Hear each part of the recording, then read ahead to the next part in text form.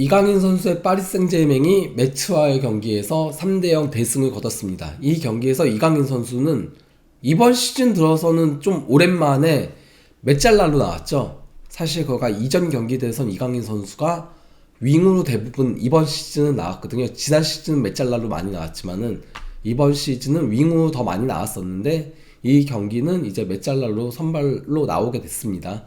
아무래도 이제 그 파리 생제르맹이 주중에 모나코하고의 챔피언스리그 2차전이 있고 거기다가 1차전에서 한 골차 승부밖에 내지 못했다 보니까 좀 주전 선수들을 많이 빼고 로테이션을 대거 돌린 라인업이긴 했습니다. 물론 뭐 두에 나오고 그리고 또 이제 그 자이르 에멜이 나오고 그런 하킴이 나오긴 했지만은 그 사포노프까지 나오긴 했지만은 나머지는 좀 로테이션을 대거 돌렸다라고 할 수 있겠는데요. 파리 생제르맹이 경기 시작 3분 만에 2분 11초죠. 두웨이 선제골로 앞서 나갔습니다. 자이르 에메리가 이거 롱패스 정말 잘 줬고 이걸 이제 받아서 두웨가 그대로 이제 드리블 치고 가다가 오른발 슈팅으로 골을 넣으면서 두웨가 두 경기 연속 굉장히 폼이 올라온 모습이긴 했었습니다. 팀의 두 번째 골, 이게 이제 전반 막판에 나왔거든요. 추가 시간 3분경에 나온 거였는데 이 골에는 이강인 선수도 일정 부분 기여를 한 거였죠. 이강인 선수가 이제 그 코너킥 날카롭게 올린 거를 이제 그 리카 에르난데스가 헤더로 가져갔는데 이거 골키퍼가 정말 미친 선방을 했습니다. 팔을 갑자기 쭉 뻗어서는 잘 선방을 했는데 이걸 이제 그 하무스가 패스를 넘겨줬고 이제 파포스트에서 대기하고 있었던 바르콜라가 그대로 이제 점프해가지고 헤더로 골을 넣은 거였습니다. 이강인 선수의 위협적인 코너킥에서 나온 골이었다라고 할 수 있죠. 이강인 선수의 빅찬스 메이킹이었다라고 할 수 있는 거고요. 그런 가운데 이제 뭐 63분경에 이강인 선수는 63분을 소화하고서는 이제 드로랑 이강인이랑 이제 바르콜라가 빠지고 비티냐, 주앙네베스, 흐비차 원래 주전조 선수들 나오면서 그러면서 조금은 이제 뭐 다음 경기 준비에 나섰는데요. 근데 이제 그런 가운데 이제 그 77분경에 하무스 선수가 이제 루즈볼 상황에서 리카 에르난데스가 가로챈 거를 그대로 이제 받아서 하무스가 왼발 슈팅으로 골을 넣으면서 거면서 세 번째 골을 완성을 시켰습니다. 근데 이 경기에서 이강인 선수가 물론 뭐 그 이전 경기들보다는 그러니까 윙에서 나올 때보다는 슈팅은 단 하나도 없긴 했고요. 그리고 또 이제 그 찬스 메이킹 3번을 기록하긴 했는데 그래도 어쨌건 간에 공격적으로 막 그렇게 윙에 설 때보다는 조금 없긴 했지만은 그럼에도 그렇게 많은 시간을 뛰지 않았음에도 확실히 경기에 끼치는 영향력 같은 경우는 상당히 좋은 편이었습니다. 특히 오른쪽 메짤라로 나왔잖아요. 여기서 이제 왼쪽으로 넘겨주는 패스가 정말 좋았거든요. 장거리 패스들이 정말 기가 막히게 전환 패스들을 넣어주는 장면들이 있었는데요. 그러면서 드리블도 3번 시도해서 2번 성공시켰고 키패스 3번 기록을 했고 그리고 전체 패스 성공률도 88%로 괜찮은 그런 수치를 찍었는데요. 이게 특히 이제 바르콜라한테 연결해준 전환 패스들이었거든요. 진짜 기가 막히게 바르콜라를 향해서 택배 전환 패스들을 보내줬는데 바르콜라가 이 경기 따라서 조금 터치가 조금 둔탁하더라고요. 그래서 받고 나서 좀 잘 살리지는 못했던 그런 상황들이 조금 있긴 했었습니다. 뭐 그러니까 슈팅 상황 이거 얘기하시는 거죠? 여기 이제 이 뒤로 줘가지고 하키미가 슈팅 가져갔던 거 이거는 약간 좀 아쉬운 선택이긴 했지만은 그래도 뭐 나머지는 그래도 전반적으로 경기력 자체는 괜찮았습니다. 확실히 이강인 선수가 미드필더로 나오면은 확실히 이거는 진짜 대한민국 대표팀에서도 이 정도로 전환 패스를 보내주는 선수는 과거의 기성용 선수 정도밖에 없지 않았나 싶을 정도로 확실히 이강인 선수의 전환 패스는 큰 무기가 되긴 한다 라고 할 수 있겠는데요. 그러다 보니 르파리지앵에서도 이강인 선수한테 평점 6.5점을 줬고요. 이게 팀 내에서는 자이르 에멜이랑 하무스랑 그렇게 두 명이 7점 받았어요. 그러고 나서는 세 번째로 높은 평점이긴 했습니다. 그리고 레키프에서는 평점 6점을 줬습니다. 그러면서 평가를 뭐라고 얘기한 거냐면요. 이강인은 파리 공격의 핵심이었다. 주로 후방에서 플레이하며 왼발을 활용해 정확하고 긴 패스를 여러 차례 선보였다. 기동성도 뛰어나 수비에도 적극적으로 가담했다. 다만 후반전에는 다소 소극적인 모습을 보였다. 그리고 비티냐와 교체됐다. 이렇게 평가를 한 겁니다. 전반전 같은 모습을 후반전에도 보여줬으면 더 좋았을 텐데 그게 조금은 아쉬운 부분이긴 했었죠. 그래도 전반적으로 경기력은 좋았다. 선발로 나왔음에도, 특히 이제 오랜만에 미드필더 선발로 나왔음에도 예전 모습 어디 가진 않았다. 예. 그러니까 최근에는 윙에서 주로 뛰다 보니까 이강인 선수가 이제 타락박에 이은 크로스 아니면은 슈팅 조금 그리고 찬스 메이킹 이쪽에 조금 더 이제 집중이 됐었다면은 이 경기에서는 좌우로 벌려주는, 특히 이제 왼쪽으로 벌려주는 패스들이 정말 좋았던 거였죠. 그리고 이런 가운데 이강인 선수의 후배라고 할 수 있죠. 2살 더 어린 이현주 선수, 아루카에서 뛰고 있는 지난 주말 이제 나시오나라고의 경기에서 1골 1도움을 올리면서 3대0 대승을 견인했습니다. 하지만은 83분에 좀 거친 태클로 퇴장을 당하면서 아쉬움을 남기기도 했었는데요. 그래도 어쨌건 간에 퇴장 당하기 전까지의 경기력은 정말 그러니까 좋았거든요. 예, 그래서 이현주 선수에 대해서도 살펴보도록 하겠습니다. 이현주 선수 12월부터 좋죠. 11월까지는 조금 경쟁에서 조금 밀려나기도 하고 그랬었는데 12월부터 미쳐 날뛰고 있죠. 9분경에 코너킥 상황에서 이제 올려준 거를 상대 그 공격수인 헤수스 라미레스가 헤더로 걷어낸 거를 이현주 선수가 과감하게 그대로 이제 논스톱 슈팅 가져갔는데 골대를 빗나가긴 했습니다. 뭐 비록 골대를 빗나갔지만은 이현주 선수가 이런 먼 거리에서도 바로 이제 리바운드 슈팅을 가져갈 정도로 최근 그가 자신감이 올라왔다는 거죠. 슈팅에 대한 자신감이 올라온 건데요. 아루카가 이제 선제골이 나왔었습니다. 이 선제골을 이끌어낸 거는 바로 이제 그 이현주 선수였는데요. 에스가이오가 일단 이현주 선수한테 패스 잘 줬고요. 여기서 이제 이현주 선수 터치가 조금은 튀는 느낌이긴 했는데 그래도 잘 받아내서는 이렇게 튄 거를 잘 트래핑 해가지고 상대 수비가 붙었는데 잘 돌아섰어요. 잘 돌아서서는 오픈 패스를 쫙 연결해 준 거죠.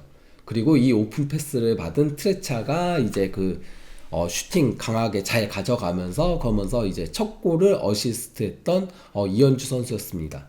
67분경에는 이현주 선수가 이제 팀에 골을 넣었습니다. 추가골을 넣은 거였는데요. 여기서 이제 이현주 선수가 다시 이제 그 공격 역습 상황이었는데 역습 상황에서 이제 그 난딘이 여기 이제 이현주 선수는 반대편으로 달려 들어가고 이제 이쪽에서는 파블로 곤살베스가 달려 들어가고 있었는데 이제 곤살베스를 선택을 한 거죠. 그러면서 이제 곤살베스한테 패스를 줬고 이건 뭐 어느 쪽을 선택을 해도 할 수 있는 상황이었다라고 봅니다. 그리고 이제 곤살베스가 슈팅 잘 가져갔어요. 잘 가져갔는데 상대 골키퍼가 몸을 쭉 뻗어서 잘 선방을 했지만은 여기 달려가고 있었던 이현주 선수가 계속 달려 들어가서는 그대로 이제 헤더로 밀어 넣은 거였죠. 예. 그러면서 이현주 선수가 팀의 두 번째 골도 이끌어냈는데요. 하지만은 이현주 선수가 79분경에 옐로 카드를 받은 데 이어서 83분경에 이거 발이 높았어요. 물론 본인도 아차했는지 이렇게 무릎을 차는 순간 발을 옆으로 빡 빼더라고요. 빼긴 했지만은 그래도 어쨌건 간에 무릎 가격 맞거든요. 이거 솔직히 말하면은 이현주 선수 옐로 카드 없었으면은 다이렉트 퇴장 나오는 상황이었습니다. 이 태클은 좀 무모했다. 도리어 옐로 있어서 옐로 누적 퇴장 당한 게 다행이었다라고 할 수 있죠. 발이 너무 높았죠, 높아도. 근데 뭐 이현주 선수 같은 경우는 사실 12월 초까지는 조금 처음에는 주전으로 나왔었거든요. 처음에 주전으로 나오면서 2도움을 기록을 하기도 하고 했는데 9월 이제 말부터 조금씩 출전 시간이 줄어들고 있었어요. 2경기 빠지기도 했고 그리고 여기 이제 점점 더 출전 시간이 줄어들고 있었는데 12월 14일날 이제 교체 투입돼가지고 골 넣고 그리고 이제 산타클라라전도 교체 투입돼가지고 좋은 모습 보여준 다음에는 그 다음부터는 쭉 선발로 나오고 있는 거죠.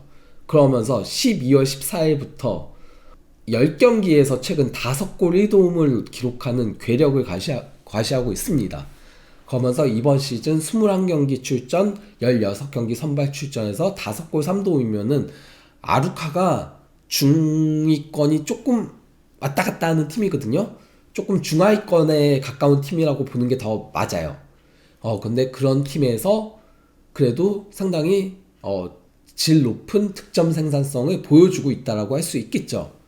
이현주 선수가 팀 내에서는 득점 공동 2위, 1위는 주포인 트레차가 8골로 1위고요. 도움은 공동 1위, 3도움으로. 그리고 공격 포인트는 8개로 이제 트레차가 이제 8골 2도움이거든요. 8개로 2위를 기록하고 있고요. 그리고 또 이제 그 기대 득점은 3골. 기대 득점보다 2골을 더 넣고 있는 거죠. 예. 그리고 또 이제 그 빅찬스 메이킹도 3개로 팀 내 3위를 기록하고 있고, 이제 경기당 90분당 드리블 돌파 성공도 1.3회로 팀 내에서 2위를 기록하고 있습니다. 그 정도로 이제 이현주 선수가 공격 전반에 걸쳐서 핵심적인 역할을 하고 있다. 그러다 보니 이제 아루카가 이현주 선수가 공격 포인트를 올린 경기에서는 5승 2무 무패, 반면에 이제 이현주 선수가 공격 포인트가 없는 경기에서는 2승 3무 11패, 엄청 차이가 크죠.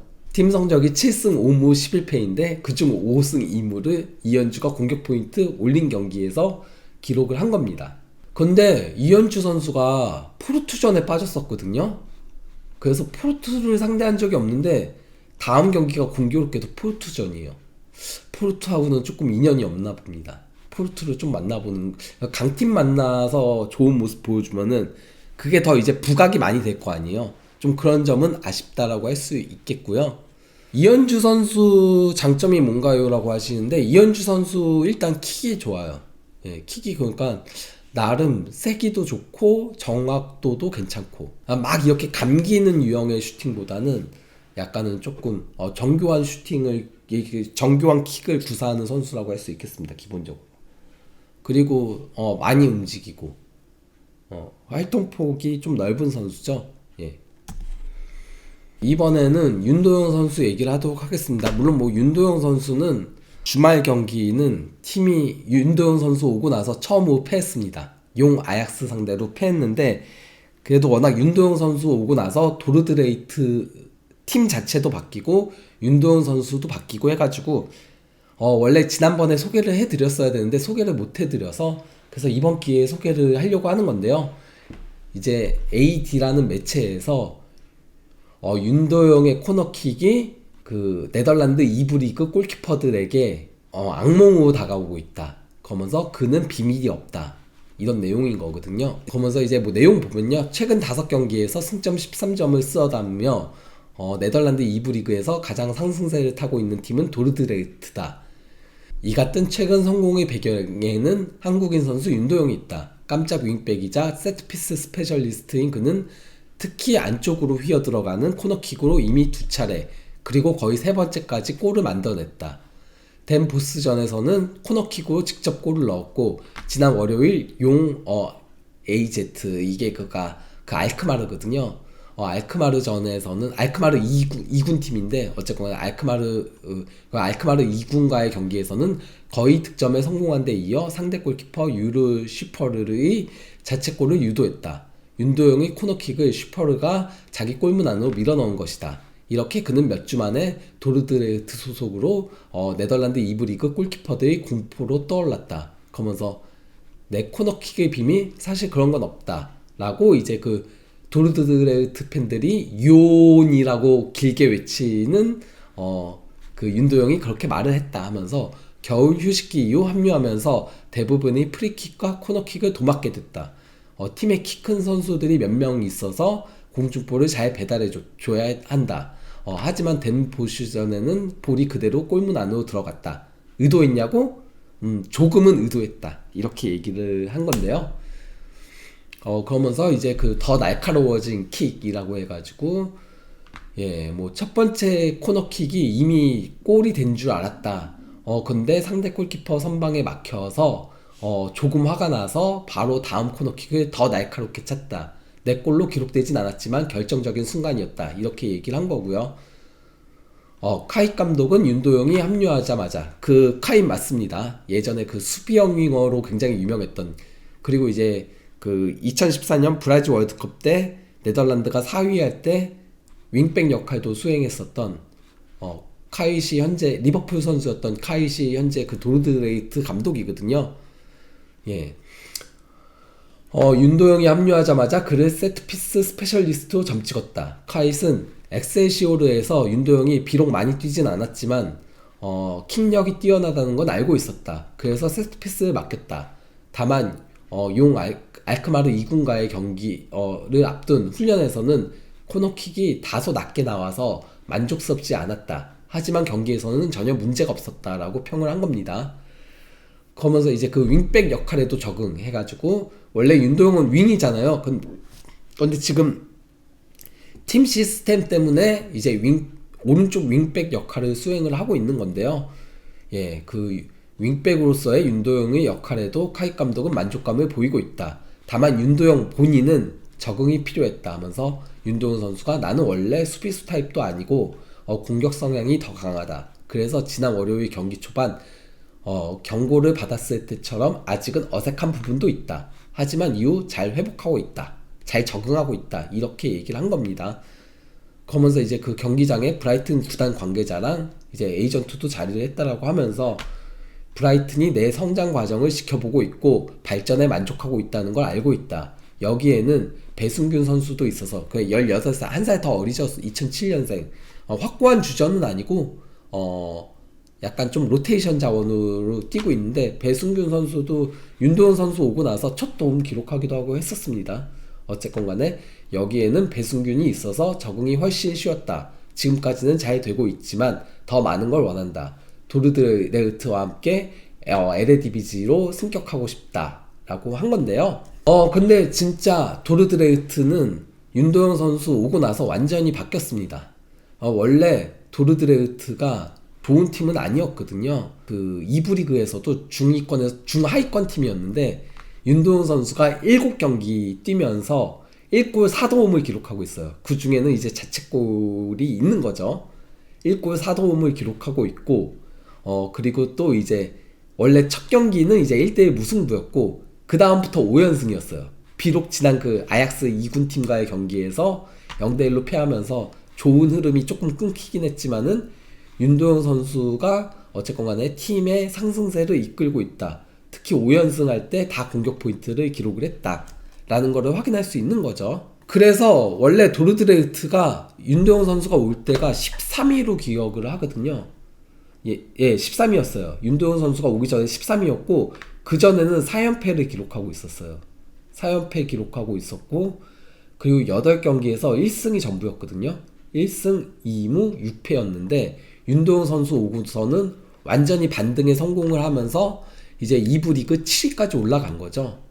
윤도현 선수 없었으면 이렇게 올라올 수 없었고 에레디비지의 승격을 기대할 수도 없었습니다. 원래 기대하고 영입한 건 아닐 거예요. 근데 와서 너무 잘해주면서 에레디비지 승격도 바라볼 수 있게 된 건데 근데 이제 그 에레디비지 여기 그 네덜란드 2부 리그 같은 경우는 승격 기준이 좀 웃겨요. 일단 1, 2위 팀은 자동 승격이고요. 그 다음에 1라운드부터 10라운드까지 10경기가 1분기예요. 그래서 1분기 1위 팀이 승격하게 그 승강 플레이오프에 가게 돼요. 총 8개 팀이 승강 플레이오프를 하거든요.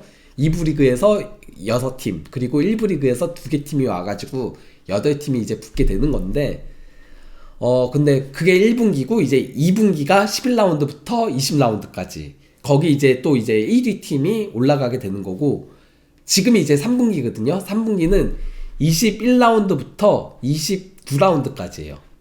29라운드까지고 그리고 이제 4분기가 이제 그 30라운드부터 38라운드까지거든요.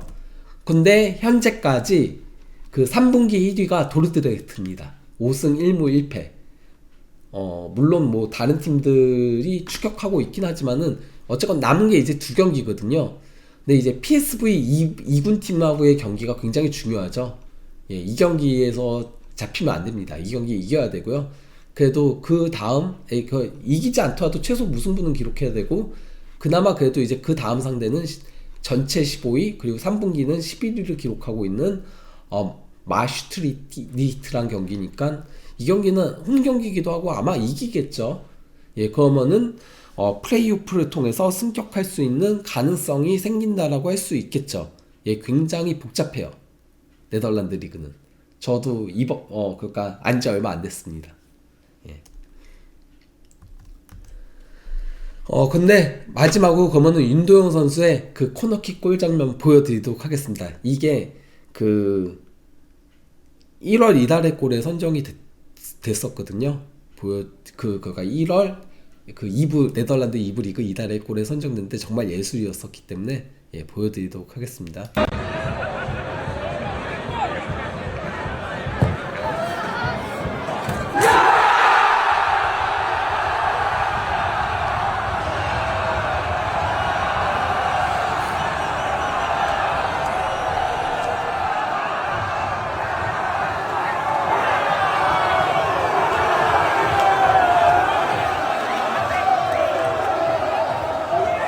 정말 멋진 골이었죠.